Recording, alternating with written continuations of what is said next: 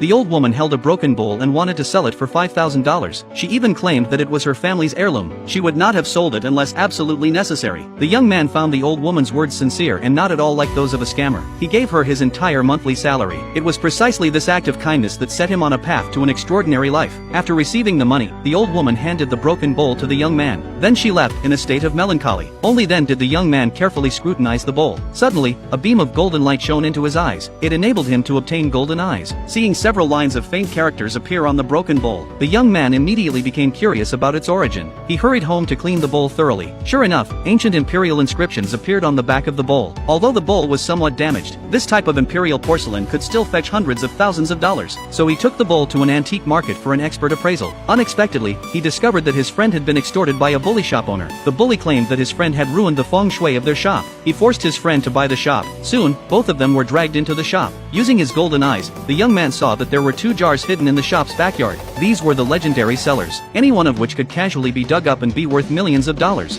Feigning reluctance, he decided to help his friend by buying the shop. The bully would never have dreamed how foolish his decision that day was. After the group had left, the young man told his friend to come with a shovel after midnight. That night, the 2 of them arrived at the shop's backyard. Once they had pinpointed their target, they began digging, just as the young man had anticipated. Before long, they unearthed 2 jars. To their surprise, they were filled entirely with silver coins. The friend took 1 silver coin, blew on it, and held it to his ear to listen. The pleasant sound confirmed that they were genuine ancient coins. When they discovered that the coins were minted by the Qing imperial family, they immediately became ecstatic, because these coins could now be sold for $10,000 each. After counting, the 2 found that each jar contained 108 silver coins. Altogether, they were worth $2.16 million.